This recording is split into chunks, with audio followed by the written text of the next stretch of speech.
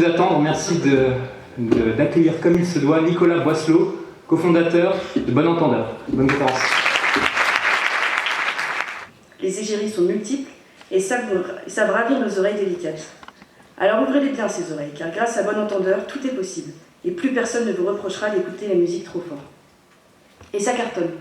Écoutez plutôt. En 2 ans, Bon Entendeur, c'est plus de 500 000 vues par vidéo sur YouTube, 60 000 followers sur SoundCloud, mais aussi une application avec plus de 10 000 téléchargements et un site dédié avec un player où on peut retrouver toutes les tracklists sur la liste des morceaux utilisés dans les mix. Et ça ne fait que commencer. Mais attention, Bon Entendeur, ce n'est pas que du virtuel, c'est aussi du bon vieux live. Après une première soirée à Paris en septembre, une autre à Montréal en novembre, une date est prévue pour mars à Bordeaux et une autre au Calvi Festival en Corse en juillet. Bon Entendeur, vous l'avez compris, c'est une magnifique réussite qui incarne le retour de la French Touch. Et c'est au départ un groupe de 3 amis passionnés de musique, dont Nicolas Boisselot, qu'on a le plaisir d'avoir avec nous ce soir. Alors Nicolas, tu as d'abord été étudiant en école de commerce à Bordeaux, tu t'investis fortement dans la vie associative en tant qu'ambassadeur de ton école, et aussi président du ski club, Fipski Onega. Ensuite, tu décides de partir découvrir les sons du Grand Nord en Suède pour terminer ton master en communication. Tu choisis alors de commencer ta carrière sur les ondes de RTL, où tu occupes la fonction de chef de projet développement mobile. Ceci avant de rejoindre l'agence digitale créative et interactive USIC. Mais c'est désormais chez Taptic, leader du marché mobile en Europe et en France, que tu officies en tant que directeur marketing et communication. Nous avons donc aujourd'hui l'honneur, mesdames, mesdemoiselles, messieurs, camarades, de recevoir un jeune entrepreneur de 27 ans, passionné de digital, de mobile et de musique, à la tête d'un collectif et d'un label bon pour les oreilles et le moral.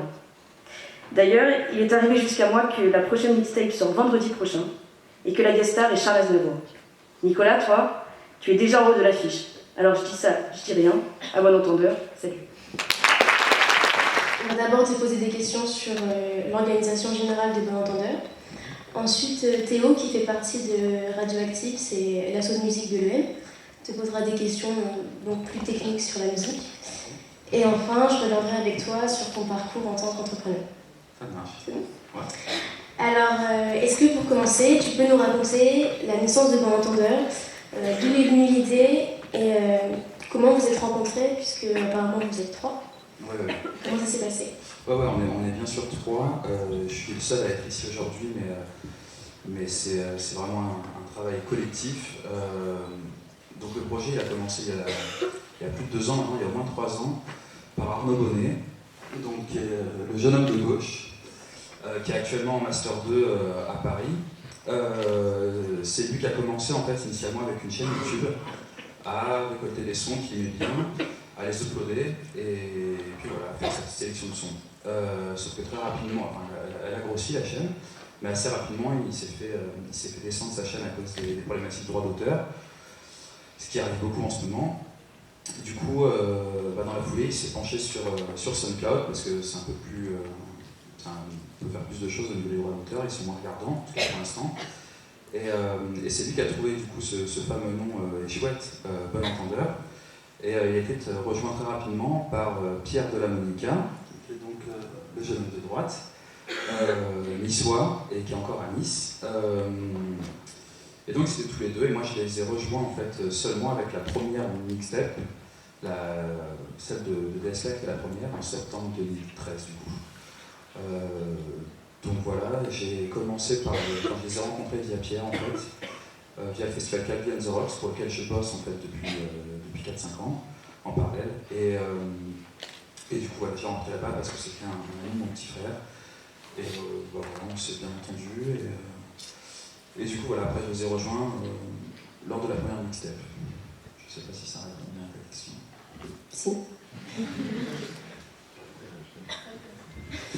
On voulait savoir aussi concrètement à Bon Entendeur qui fait quoi, donc quel est le rôle de chacun dans votre organisation. Alors, il y a plusieurs. C'est assez bien compartimenté, même si d'une manière générale on prend aucune décision de manière autonome. Ça c'est assez important. Alors des fois on met un petit peu de temps à avancer sur certains sujets, mais dans l'ensemble toutes les décisions sont prises à 3. Il n'y a aucune personne qui décide par rapport aux autres. Donc Pierre, qui est à droite, c'est vraiment celui qui focus énormément sur les mixtapes. C'est un peu de nous trois, enfin, c'est clairement le pro d'Ableton Live, qui est le logiciel sur lequel on bosse. Et donc c'est lui qui passe son temps sur son ordi, des heures, des longues heures, à travailler sur les transitions, et puis voilà, faire les mixtapes. Par contre, à chaque fois, c'est nous qui choisissons tous ensemble les sons. C'est assez simple le processus, on écoute de toute façon tout le temps du son tous les trois. On met de côté tous les sons qui nous paraissent pertinents, sympas, pas trop écoutés, parce que c'est ça aussi, c'est de mettre de côté des sons qui ne sont pas forcément déjà à des millions de vues. On les met de côté, on les écoute tous ensemble, de notre côté, puis on les note de manière assez simple. Et puis après, c'est quasi mathématique. Si un son a, on va dire, 2 votes positifs et puis un vote négatif, il est sélectionné. Et puis à l'inverse, s'il y a 2 votes négatifs, on les met de côté. On arrive ensuite à une sélection d'une vingtaine, une trentaine de sons. Et puis après, c'est parti, Pierre s'y colle. On contacte les artistes, on leur demande leur avis, leur accord. C'est quelque chose qu'on ne faisait pas au début, ça, parce qu'au départ, quand on avait 20 followers sur SoundCloud, les artistes prenaient pas le temps de nous répondre, et on les comprend. Maintenant, on a de la chance parce qu'ils nous répondent quasiment tous, ou presque. C'est même eux qui nous envoient leur track, donc ça c'est plutôt cool, parce que la tendance s'inverse un peu. Et puis voilà, une fois qu'on a l'accord de tout le monde, Pierre commence à bidouiller, et puis il nous envoie un premier jet qu'on écoute tous ensemble, on fait notre tour, puis etc. Jusqu'à la production finale. Le dernier volet, ça reste peut-être le choix de la personnalité, là encore, on choisit tous les trois. On écoute beaucoup de films. Là, pour le coup, moi je le fais beaucoup parce que c'est quelque chose que j'aime bien faire, mais passer du temps après aller chercher la discographie ou la filmographie plutôt, ou des interviews de personnalités, on met de côté, on fait des tests, on écoute tous ensemble, et puis si ça nous plaît, on avance comme ça. Du coup, tu as parlé des personnalités que vous mettez en avant. Ouais. Pour PPDA, vous avez eu la chance de l'interviewer vous-même. Ouais. Est-ce que tu peux nous raconter cette expérience? Et alors, en fait, ça fait quelques temps qu'on essaie de contacter les personnalités. Ça a commencé avec la mixtape qu'on a faite pour Charlie, où on a eu des échos. Je crois que c'était le cousin d'un des membres quelqu'un qui était en rapport avec la famille des personnes qui avaient été attaquées durant Charlie Hebdo, qui nous a écrit pour nous dire que c'était revenu à ses oreilles et que ça lui avait plu. Donc, ça nous a fait évidemment plaisir. Mais du coup, là, on s'est dit qu'on avait peut-être une portée maintenant qui permettait de pouvoir atteindre certaines personnalités. Donc on a essayé. On a essayé avec Jean Reno, on s'est cassé le nez. Enfin, il y a quand même une histoire marrante sur Jean Reno, j'y reviendrai après, mais on se retrouve très régulièrement confronté en fait, aux agences artistiques qui gèrent les personnalités, parce qu'on tombe sur des personnes, j'allais dire d'un certain âge, c'est pas une vieille, mais en tout cas, elles n'ont pas notre âge à nous. Et c'est vrai que quand on leur dit qu'on a un projet qu'on trouve chouette sur SoundCloud, ça leur parle pas vraiment. Donc du coup, on se prend souvent des murs. Et pour PPDA, on n'a pas lâché. Et en fait, je crois que c'est sur Twitter où je l'ai interpellé. Et comme on a quelques followers sur Twitter, ils ont tweeté. Donc, parmi les dizaines de centaines de tweets qu'il doit recevoir, il a été interpellé. Il m'a dit d'envoyer un mail à une adresse précise. Et puis après, ça a été plusieurs mails. Et puis un jour, il m'a appelé. Et puis il m'a dit qu'il trouvait ça chouette ce qu'on faisait, qu'il était chaud pour participer. Mais ça a mis. J'ai commencé à le contacter, je crois que c'était en juin, pour au final l'interviewer en septembre. Donc ça a mis quand même 3 bons mois. Et l'interview a duré 10 minutes top chrono, pas plus. Donc ouais, non, c'était assez sport, mais parce que j'étais très occupé, évidemment. Et voilà, on est allé à la radio classique avec notre petit micro, on lui a posé quelques questions, et puis voilà, c'était réglé. Donc au final, c'était pas très compliqué, mais ça prend juste beaucoup de temps, parce que il faut renvoyer des mails, il faut expliquer, il faut pas lâcher l'affaire. C'est sûr. Ouais. Et du coup, l'histoire sur Jean Reno? Ouais, en fait, l'histoire sur Jean Reno, c'était assez marrant, mais ça illustre bien le décalage en fait, qu'il y a entre les agences artistiques qui gèrent les personnalités et les jeunes comme nous qui avons envie de faire des trucs un peu marrants.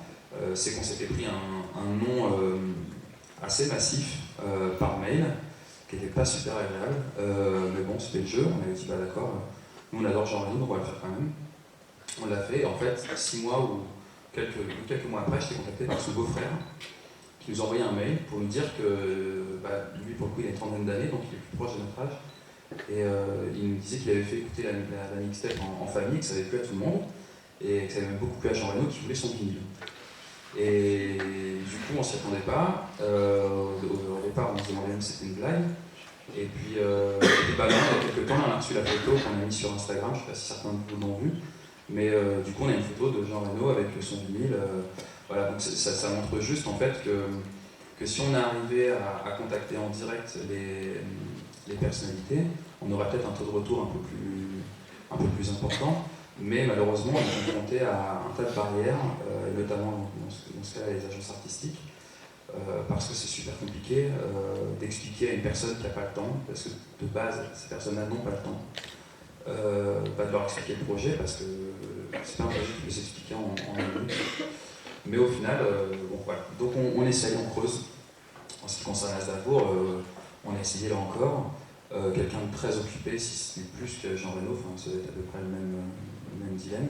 Mais en tout cas, là, on a l'accord. On a l'accord, je crois que c'est son fils, Nicolas Aznavour, qui nous a dit qu'on pouvait se servir de tout le contenu qu'on trouvait concernant son père. Donc là, déjà, on peut se permettre après d'aller récupérer plein de choses et on a moins peur de foncer. Mais on n'a pas réussi à le rencontrer malheureusement. Mais du coup, quand vous utilisez des citations, des répliques, vous devez avoir l'accord de l'artiste? Alors, là, il y a la théorie et la pratique. Alors en fait, en théorie, non, on n'a pas le droit. En théorie, on n'a pas le droit. Alors il y en a certains qui se reposent sur ce qu'on appelle le droit de citation. Et c'est ce sur quoi est basée l'application Dogmash. Je ne sais pas si vous la connaissez, mais c'est une application où on pouvait on peut parler en même temps que certaines répliques de films cultes. Sauf que le droit de citation, dans le droit, je crois que c'est un minutage très, très précis. Je crois qu'on n'a pas le droit d'utiliser plus de 15 secondes. Enfin, c'est assez compliqué. Donc nous, a priori, non, on tombe sous le coup de la loi. En fait, ce qui nous sauve, c'est le fait qu'on ne fasse pas d'argent avec ça. Et c'est là où ça change beaucoup de choses. On n'a vraiment pas une vision mercantile de la chose. Du coup, à partir de ce moment-là, ils n'ont rien à perdre, quoi. Surtout qu'on ne passe pas notre temps à démonter certaines célébrités ou à les critiquer de manière négative. À chaque fois, on les encense et on les met en avant. Alors, à notre humble niveau, certes, ils n'ont pas besoin de nous de toute façon, mais ce que je veux dire par là, c'est qu'on leur fait pas de mal. Donc, mais en théorie, pour utiliser un discours d'un extrait de film, on est censé demander à la personnalité concernée, au producteur, au réalisateur, au scénariste, etc. Et d'avoir des accords avec toutes ces personnes-là. Sauf que bon, voilà, moi je trouve que c'est une manière un peu passée de voir les choses. On ne fait pas d'argent dessus, on dit que des choses gentilles. Bon voilà, de toute façon, si jamais ça plaisait, après on n'a jamais eu de plainte, donc tant qu'on n'a jamais eu de plainte, on continue quoi. Un jour on en aura peut-être, mais pour l'instant, tous les échos qu'on a pu avoir, quand ça revenait à nos oreilles, ça faisait plaisir, donc on verra, il n'y a pas de bois, mais je touche du bois. Pour continuer sur l'idée des droits d'auteur, tu disais que vous cherchez pas mal des petits artistes, etc. Vous mettez dans vos mix plus des petits artistes. Il y a aussi un problème de droits d'auteur, j'imagine, avec eux. Ouais. Vous rentrez en contact comment avec eux et eux, est-ce qu'ils posent des problèmes ou Quand on a commencé au tout début, on ne prenait pas la peine d'écrire aux artistes parce que de toute façon on n'avait pas d'audience, donc on ne voyait pas vraiment l'intérêt, puis on faisait limite ça pour nous au départ, ces mix-là. Et puis avec le temps, on a commencé à leur écrire. Au départ, il y avait les 10% qui nous répondaient, puis 20, puis 30, puis maintenant ils nous répondent quasiment tous. Normalement, un accord écrit, comme ça suffit. Là encore, c'est pareil, on ne vend pas les mix. Alors beaucoup nous demandent où est-ce qu'on peut les acheter, etc. Mais non, on ne les vend pas. Si un jour on se met à les vendre, on aura de sérieux problèmes, c'est certain, mais c'est pas prévu. On les vendra a priori jamais. Nos mixtapes sont en l'état non monétisables, ça n'arrivera jamais. Mais bon, pour montrer de toute façon que le système est quand même assez complexe et pas forcément cohérent, c'est qu'il y a certains artistes, je prends l'exemple d'artistes qu'on adore, qui s'appelle Dimson, qu'on a déjà mis dans plusieurs de nos mixtapes. Au tout départ, il sortait des sons sous aucun label, de manière vraiment indépendante, autonome. On les mettait dans les mixtapes, on n'avait pas de soucis. Et l'autre jour, on s'est pris, je crois que c'était dans un mixtape de Deneuve, où il y avait un son de Gibson, et on s'est pris une alerte sur YouTube qui nous disait qu'on n'avait pas le droit d'utiliser ce son. Donc j'ai écrit à la personne de Gibson parce qu'on la connaît depuis, on l'a fait venir jouer à notre soirée sur Paris. Et il m'a dit, ah oui, bah en effet, maintenant on a rejoint ce truc-là. Bah ouais, j'ai beau leur dire que je vous ai donné l'accord, mais je peux rien faire. Enfin, donc en fait, c'est même pas des personnes qui gèrent ça, ce sont des robots. Donc c'est de manière complètement automatisée. Il n'y a pas l'enjeu de faire. C'est pour ça que SoundCloud est une plateforme qui, j'espère, va continuer de vivre, parce que pour toutes ces aberrations-là, c'est important. Et du coup, ouais, SoundCloud, donc, qui est sous coup quand même, qui est archi endetté, etc. Si ça disparaît, vous avez des alternatives, peut-être Mixcloud ou genre d'autres sites comme ça? Ouais, Mixcloud, ça prend quand même pas super vite, quoi, voire pas du tout. On n'a pas envie, hein. On n'a pas envie. Mais si, on y pense très régulièrement. Que dire là-dessus? Nous, tous nos sons, ils sont de toute façon, on a les fichiers, donc après on trouvera un autre moyen si jamais un jour il y a un souci. Moi, à titre purement personnel, et je crois que les gars sont d'accord avec moi là-dessus, c'est que j'arrive pas à croire qu'une plateforme comme SoundCloud qui brasse des dizaines ou centaines de millions d'utilisateurs puisse mourir. J'y crois pas. Ça fait déjà maintenant plus d'un an qu'on entend que Sony, qu'ils sont tous en train d'attaquer SoundCloud. Moi, je pense que si un jour la situation devient très très critique, il y aura forcément quelqu'un qui va se dire moi je viens au secours de SoundCloud, on ne peut pas laisser passer ça, parce que c'est quand même un des seuls réseaux sociaux qui draine autant de monde autour de la musique, et puis qui a un aspect vraiment social, très développé, où il y a la capacité de commenter. Sur Mixcloud, c'est quand même vraiment pas aussi élaboré. Et puis oui, Mixcloud, ça marche quand même pas très très bien, même d'un point de vue fonctionnel. Je veux dire, il y a plein de bugs, c'est pas terrible. Donc on verra. On verra. Ouais, on verra. J'ai pas de. Non, mais on a le site internet qui marche. Si jamais SoundCloud meurt, notre site internet en l'état est plugué dessus. C'est pour ça que quand les gens écoutent sur notre site internet, ça fait quand même des vues sur notre SoundCloud.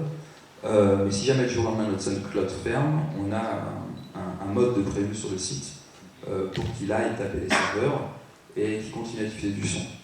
Mais ça ne pourra pas être une solution long terme, parce qu'en soi, c'est pas terrible de laisser les sons sur le serveur. Donc voilà. Je ne sais pas si je réponds que partiellement à ta question. C'est bon. On va faire avec. SoundCloud survivra. Vous êtes lancé il n'y a pas longtemps dans la création d'un label. Je voulais savoir comment votre idée s'est venue, et si moi demain je veux rentrer dans votre label, comment ça se passe? En fait, l'idée est venue assez naturellement quand on s'est rendu compte que certains artistes ont mis au sein de nos mixtapes, 6 mois après, signaient avec des petits ou gros labels et commençaient à se faire remarquer. Donc nous on est super contents parce que c'est l'intérêt premier. C'est pour ça qu'on met en avant et qu'on essaye de choisir à chaque fois des gens pas forcément très très connus, et qui la famille gagnera à l'autre. Et c'est le cas notamment avec un artiste qui s'appelle Môme, je ne sais pas si ça vous parle. Môme qu'on a mis dans une mixtape de François Cluzet, donc c'était pas l'été dernier mais encore celui d'avant. Et en fait quelques mois après il a signé sur Dealer de Music Recordings, et maintenant je crois qu'il est en route vers Universal. Et il y en a plusieurs comme ça. C'est comme Casey Lambis qu'on a mis mais très très tôt, et en fait 1 an et demi après on va passer au petit journal. Et on se dit si on voulait faire la démarche jusqu'au bout, ce serait bien de pouvoir proposer un peu plus que simplement les mettre dans le mixtape.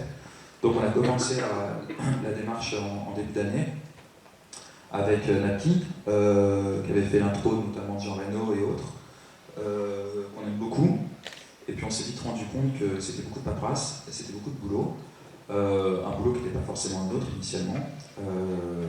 Il faut passer beaucoup de temps en fait à être capable d'écouter les productions de l'artiste, de les conseiller. C'est vraiment un job quasi à plein temps. Donc là, ça va se développer, mais ça va pas se développer de manière. Ça va pas être juste être bon entendeur. On va s'allier avec un distributeur. Enfin, on rencontre beaucoup de monde en ce moment en fait. Depuis un mois maintenant, on enchaîne beaucoup de rendez-vous. Et on va sûrement, faire copain-copain avec une maison d'édition qui gère ça bien mieux que nous, histoire de pouvoir faire les choses de manière carrée. Donc, parce que tout ce qui est niveau promotion, etc., même booking des artistes, c'est pas, vous n'avez pas envie de gérer ça dans vos entendeurs. Le booking, c'est encore autre chose. C'est à notre portée, parce que il suffit d'envoyer des mails et puis de dire on est dispo, on n'est pas dispo, etc. C'est juste que ça devenait vraiment trop chronophage, et puis on se rendait compte qu'on passait trop de temps derrière nos mails et qu'on passait plus assez de temps derrière la mixtape en fait. Donc au bout d'un moment, on s'est dit qu'il fallait qu'on arrive à régler le curseur parce que ça nous allait plus. Et donc ouais, on a intégré depuis peu, ça va faire 1 mois et demi maintenant, 1 mois. On a intégré Zotter en boutique qui s'occupe maintenant de nos bookings. Et du coup, on a mis l'adresse de la personne concernée là-bas qui gère ça. Et ça nous enlève beaucoup de mails, beaucoup de paperasse. Et c'est lui qui gère ça. Et comme ça, il nous envoie des propositions clés en main. Et on y va. Et puis c'est beaucoup plus simple pour tout le monde. Ouais. Et juste une question au niveau de la recherche du son, du coup vous cherchez des artistes pas connus du tout, vous faites comment? C'est plus par SoundCloud exclusivement, YouTube Ouais, alors là pour le coup c'est vraiment Pierre et Arnaud qui passent Pierre a encore plus de temps que nous tous, Arnaud aussi beaucoup, moi je suis peut-être la personne qui passe le moins de temps là-dessus, mais oui c'est SoundCloud, c'est YouTube. Et puis en fait, ils suivent énormément de personnes. Et puis ils écoutent tout le temps de la musique. Donc, tout le temps, ça se résume un peu à ça. Et puis, non, il n'y a pas de méthode miracle. Hein. Après, puis c'est aussi en soirée quand on est avec des copains, quand on a un son sympa qui passe, plutôt que juste de dire il est cool, l'idée c'est de se lever, d'aller demander ce que c'est, de le noter, et puis voilà. Donc à t'entendre, ça prend énormément de temps de créer une mixtape. Est-ce qu'on peut avoir une moyenne de combien de temps ça vous prend? C'est vraiment variable. En fait, ça dépend à chaque fois il y a un temps qui est à peu près le même, celui de la recherche de son, et lui il est difficilement quantifiable parce qu'en fait il s'étale sur beaucoup de jours, où on fait ça chacun de nos côtés. Après on met en commun les sons et puis là on vote, donc là c'est relativement rapide. Par contre je sais que Pierre, sur l'ordinateur, il peut y passer des heures, ça se compte en jours. Donc oui, ça peut être plus de 10 heures ou 15 heures, je sais pas. Après en fait ça dépend des mixtapes, il se trouve qu'il y en a qui se font de manière assez facile. Je crois que c'était le cas de 9 pour le coup, où il se trouve qu'on a de la chance au niveau des BPM et des tonalités des morceaux, en gros rythme et sonorités, où ça matche bien en fait. Donc les sons s'enchaînent relativement simplement et il n'y a pas besoin de se casser trop la tête. Mais il y en a d'autres, notamment celle de l'Aznavour Carré, où il s'arrache les cheveux. Il s'arrache les cheveux parce que c'est pas simple, il faut réussir à faire matcher 2 morceaux qui sont pas forcément prévus pour au départ. Mais ça c'est aussi parce que nous on apporte vraiment un soin, on essaye en tout cas d'apporter un soin particulier aux transitions, parce qu'on pense que c'est vraiment ce qui fait toute la différence. On préfère mettre du temps à sortir une mixtape plutôt que d'en envoyer de manière vraiment très régulière, mais que les transitions soient pas terribles. Donc en tout cas on essaye de faire. Ça dépend du temps, de donner un nombre d'heures comme ça, non j'y arriverai pas. Et entre le moment où vous avez l'idée, quand vous êtes dit on va lancer une nouvelle mixtape, et le moment où vous faites la com et c'est sorti, ça se compte en mois, en semaines? Là pareil, en fait ça s'arrête jamais. Ça s'arrête jamais parce que là la mixtape d'Aznavour sortira vendredi, mais moi j'ai déjà mis 3-4 sons de côté, parce qu'en fait à partir du moment où on a arrêté le vote, et qu'on s'est dit on choisit ces sons là, allez hop ça passe en production, que ce soit Arnaud, Pierre et moi, on n'arrête pas de vivre, on continue d'écouter la musique. Donc à partir de ce moment là on commence direct à faire des sélections de sons et à les mettre de côté. Et initialement, on arrivait à tenir le rythme d'une mixtape par mois, et puis ça commence à devenir compliqué parce qu'il y a des mois où on partait tous les week-ends jouer par-ci par-là. Et vu que Pierre et Arnaud sont encore en cours, moi je travaille. Et si on nous enlève nos week-ends, on n'a vraiment plus beaucoup de temps pour laisser la mixtape. Du coup, on s'est dit que valait mieux en proposer de manière un peu moins récurrente, mais qu'elle conserve en tout cas le niveau de qualité qui nous plaisait. plutôt que de s'efforcer à vouloir honorer cette récurrence d'une par mois et de décevoir les gens. Donc, mais ça s'arrête jamais, c'est vraiment en fil de... De toute façon, c'est le fil rouge du Bon Entendeur, le mixtape, donc c'est vraiment le seul truc qui reste tout le temps, on est tout le temps dessus en fait.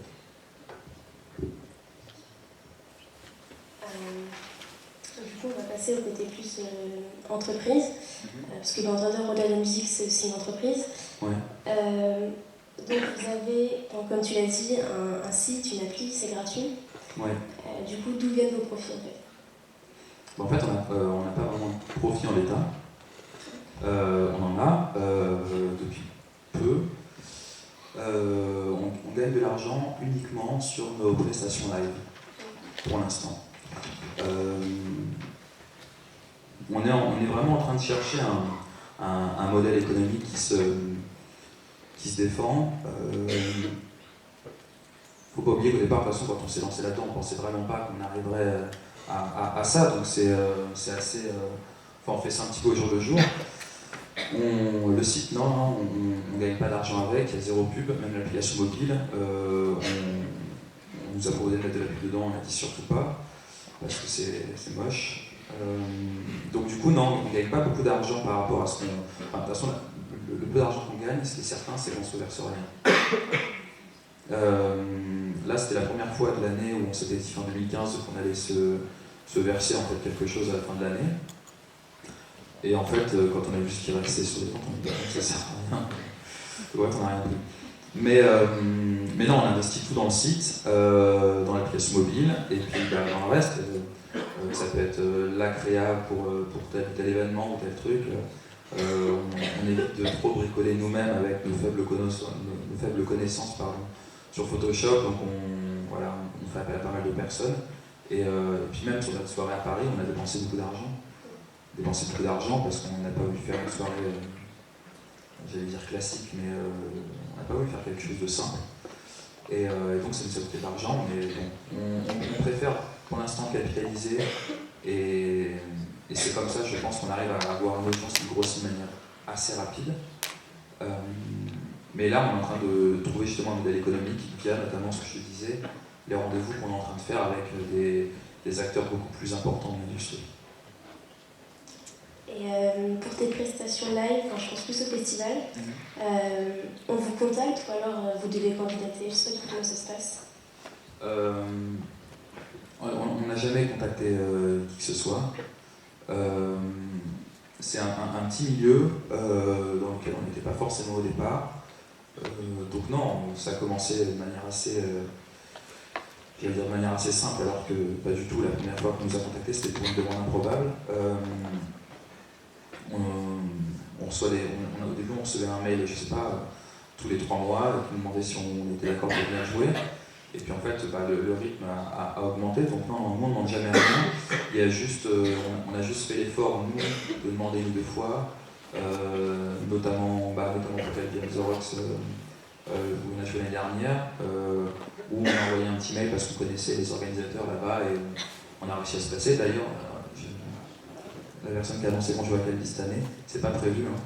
Enfin, on aimerait bien, mais non, mais c'est pour pas, si jamais ça se retrouve quelque part, que les gens disent qu'on y joue alors qu'on n'y joue pas, mais on aimerait beaucoup. Mais du coup, voilà, non, on nous contacte à chaque fois, et maintenant, quand on nous contacte, nous, on dirige directement vers la personne qui s'occupe de nous dans l'agence dont j'ai parlé tout à l'heure. Ensuite, au niveau de la com, comme vous ne passez pas à la radio, vous n'allez pas sortir de CD, quelle est ta stratégie en fait pour vous faire connaître? Hormis Facebook? Alors, on passe à la radio. Vous passez à la radio? Non, je passe des... Ah oui.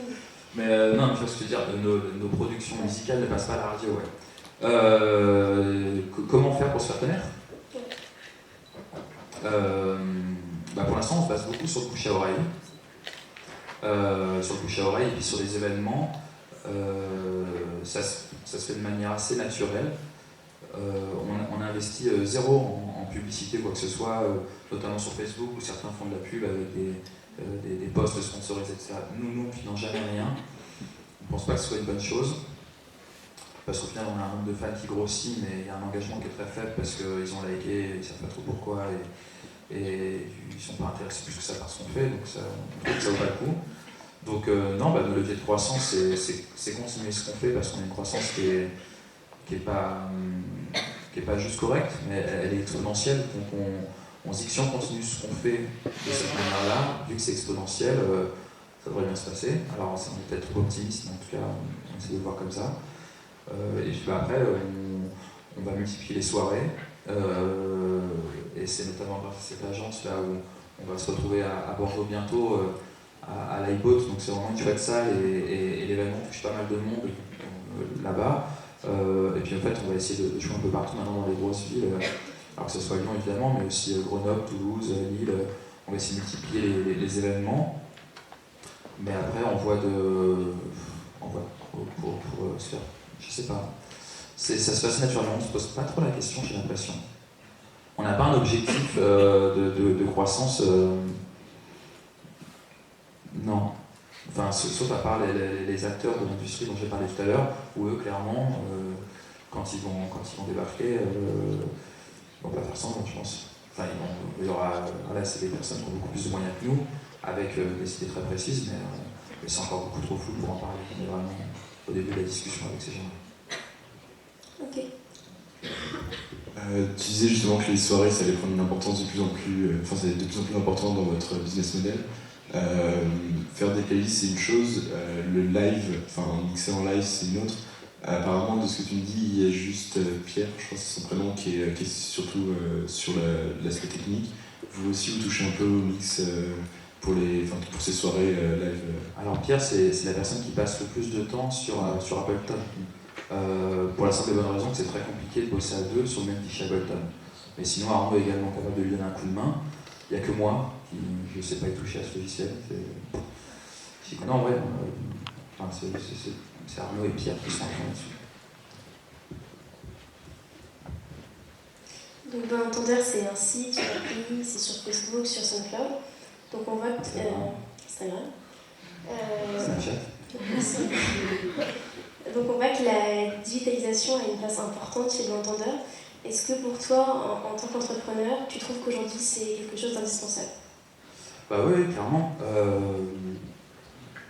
Au départ, on n'y croyait pas trop. Quand on a lancé le compte Instagram, on s'est dit, qui va voir nos fils sur Instagram ? C'est vrai que sur le papier, comme ça, on peut dire qu'il y a assez peu d'intérêt. Mais en fait, l'idée, c'est d'être partout. C'est d'être partout parce qu'il y a des personnes qui ne vont plus sur Facebook, surtout les nouvelles générations. Et nous, on sait que notre audience, elle démarre vraiment très bas. Il y a des gens j'imagine, de 12-13 ans qui nous écoutent, comme il y a des gens de 40-45 ans.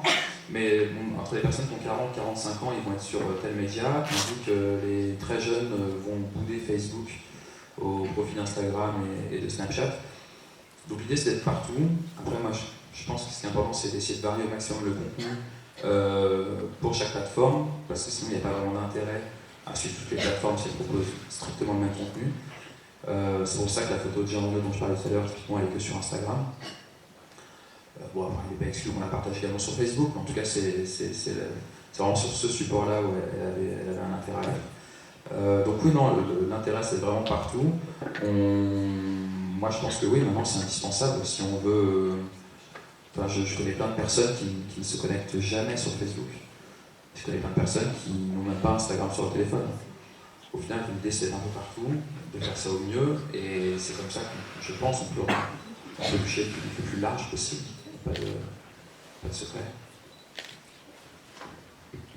Et du coup, au jour le jour, comment ça se fait vous êtes que 3, donc pour alimenter autant de réseaux sociaux, il faut quand même prendre l'habitude je sais pas, c'est pas instinctif de se prendre un snap pour l'envoyer. Non, mais les Snapchat, c'est vraiment, on l'utilise pas de manière quotidienne chez nous, chacun de notre côté. C'est vraiment juste quand on part en date, où là du coup c'est sympa, on est tous les 3. Mais comment ça se passe au jour le jour ? En fait, on se parle tout le temps, sur Facebook.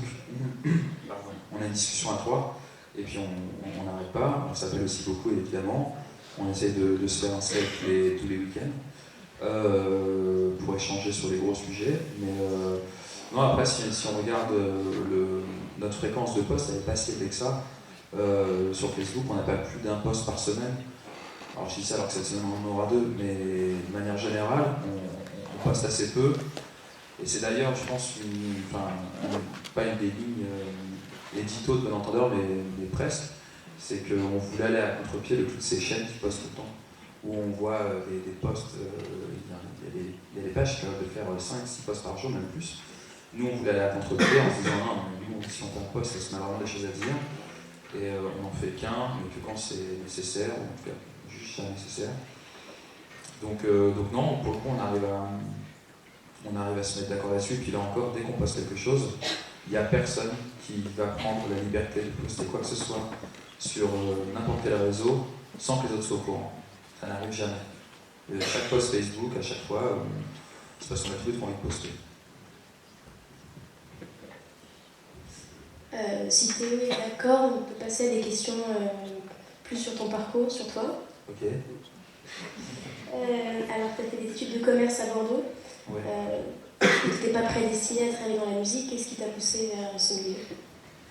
J'ai toujours eu un attrait, moi, personnel pour la musique. Petit, je fais de la guitare, conservatoire. Après, de toute façon, je suis pas sûr qu'on ait besoin de passer par ces cases-là pour avoir envie de faire quelque chose en lien avec la musique. En ce qui me concerne, j'ai toujours été passionné par ça. J'ai fait une école de commerce, mais j'ai toujours été beaucoup attiré par le milieu musical. C'est pour ça, en fait, dans la question tout à l'heure, ta collègue a parlé de musique. En fait, c'était USIC, Calvi and the Rocks. Calvi and the Rocks Festival de musique est hébergé par cette entreprise-là. Et du coup, j'ai eu la chance de participer à l'organisation du Festival de musique Calvi. Et donc déjà, en fait, dans mes premières expériences, j'ai un peu oscillé entre les deux univers. Je ne savais pas si je voulais vraiment me mettre à fond dans la musique ou à fond dans, on va dire, le côté digital marketing.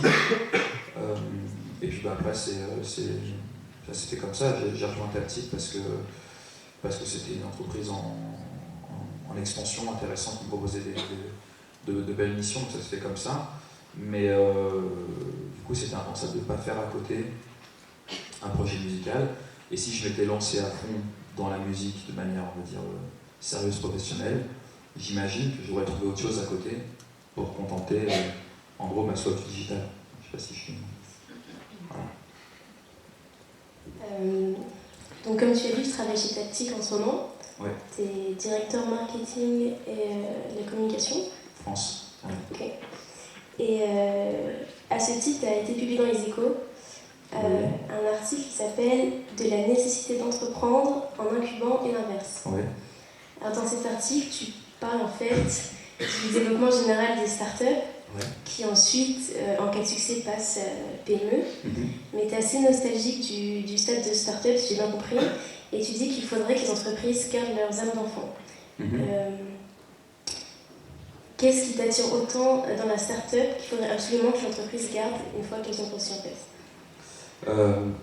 En fait, cet article, c'est assez simple. C'est parce que moi, quand j'ai intégré Taptic, on était 2 au bureau français. Maintenant, on est une vingtaine. On va bientôt être 100 dans le groupe. Donc c'est une entreprise qui est en très forte croissance, milieu d'activité oblige. Et on s'est rendu compte que quand on travaillait avec des clients de plus en plus importants, de plus en plus gros, avec le temps, on ne l'a pas perdu, mais qu'en tout cas, on était sur le point de perdre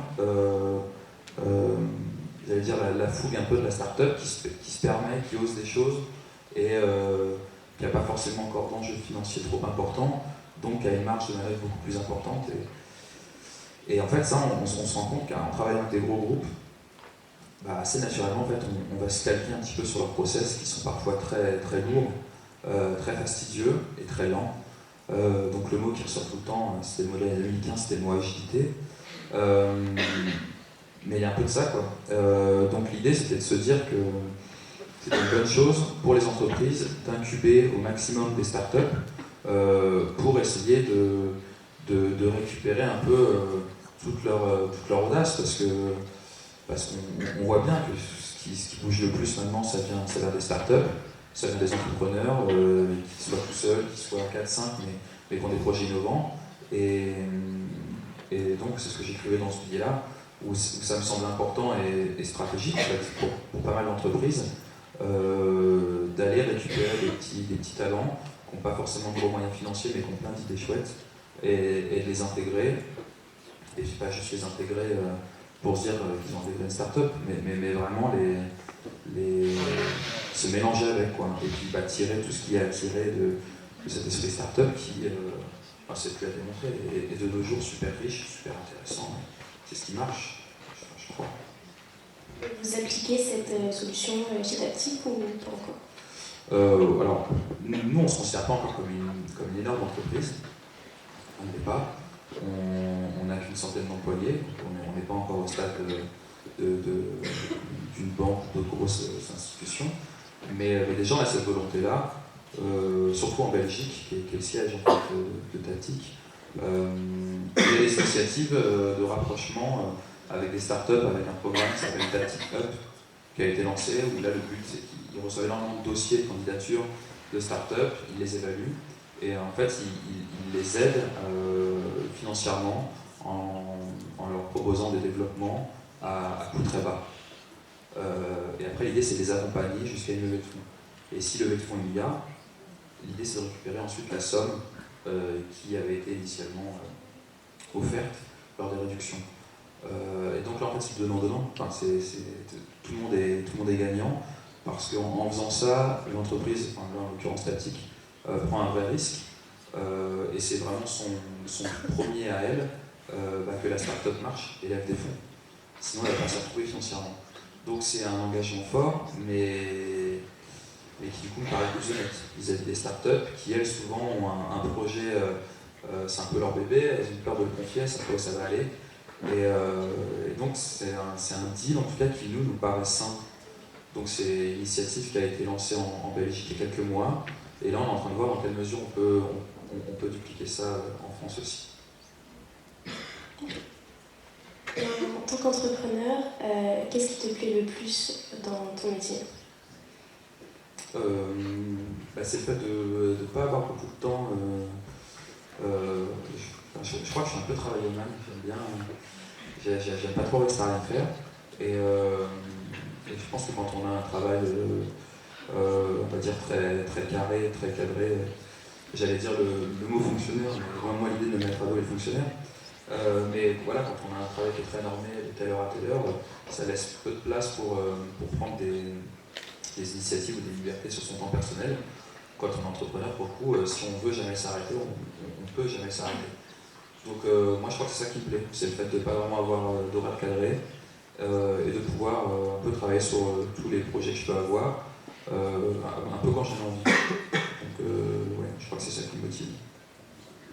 Et dernière question, quel conseil tu donnerais à un jeune entrepreneur aujourd'hui?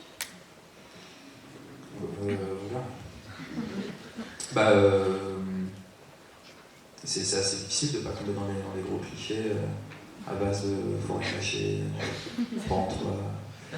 Mais l'exemple de Jean Reno, beaucoup le démontre. Je pense qu'il faut être convaincu soi-même d'abord que ce qu'on fait est bien. Il ne faut pas avoir peur de se casser la figure. Et puis je ne sais pas si je suis vraiment bien placé pour donner des conseils à ces gens-là, mais en tout cas, c'est avant ses 30 ans où il faut tenter des choses. C'est avant ses 30 ans, après ça devient compliqué, quoi. Et il y a beaucoup de personnes que je rencontre qui disent je finis ça au boulot, et puis après j'essaie de lancer ça en side project, etc. Mais il ne faut jamais attendre. Par exemple, c'est ça que je dirais, c'est juste. Il ne faut jamais attendre, parce que sinon ça passe trop vite. Et le nombre de bonnes idées que des personnes ont, ça m'est arrivé plein de fois de parler avec des amis qui me donnaient des idées qui étaient chouettes, et je leur disais fonce, essaie de développer ça, et au final 6 mois après, le truc est sur le marché, et les trucs cartonnent, quoi. Donc il ne faut jamais attendre. À la moindre idée ou à la moindre impulsion, il faut foncer, je pense. Mais on reste quand même dans du bon cliché. Nicolas, merci. Avec plaisir. Maintenant, on va passer aux questions du public, s'il y en a.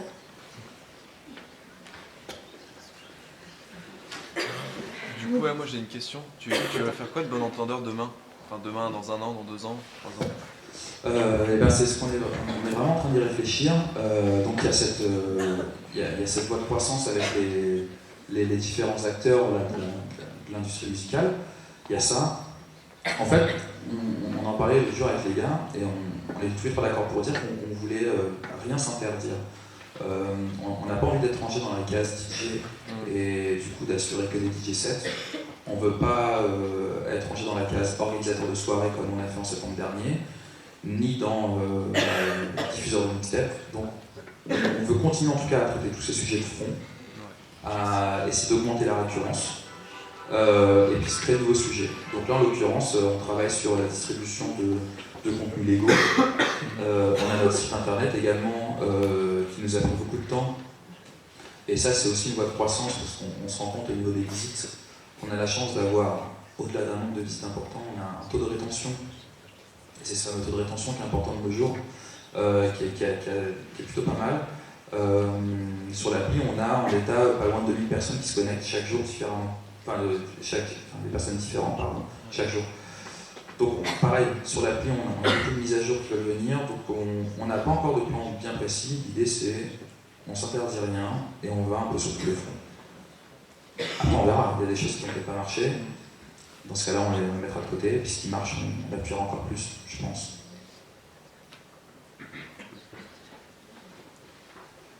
Aujourd'hui, vous êtes beaucoup en France avec plein d'artistes français, plein de célébrités françaises. Vous avez déjà pensé de culture internationale avec des gens, des anglophones? Au niveau des intros? Ouais. Ouais, on y a déjà pensé. Ça nous est déjà arrivé d'en faire, mais pour des demandes privées, on va dire. Mais on n'a jamais fait de release publique avec des personnalités anglophones ou autres. On s'est timidement essayé à faire des personnalités francophones avec des Belges, notamment Poulvord. Mais en fait, on se dit que si jamais on fonce avec une personnalité américaine, ça perdra un peu de sa saveur. Enfin, Bon Entendeur, il y a quand même un aspect assez chauvin dans le sens positif du terme. Et on se dit que si un jour on commence à mettre des personnalités, qu'elles soient anglaises, américaines, espagnoles ou autres, ce sera plus la même chose. Donc ça viendra peut-être un jour, mais pour l'instant c'est pas prévu.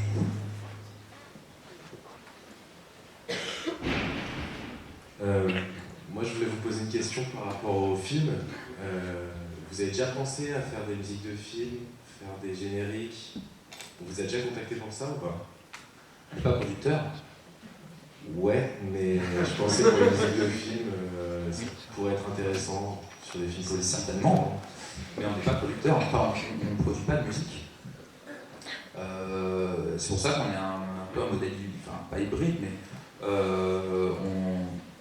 nous, Bon Entendeur, on n'a pas de création pure qui ne partit de rien, qui nous appartienne. On ne fait que mettre en avant des gens. Donc en fait, faire de la musique de film, oui, sur papier, ça donne envie.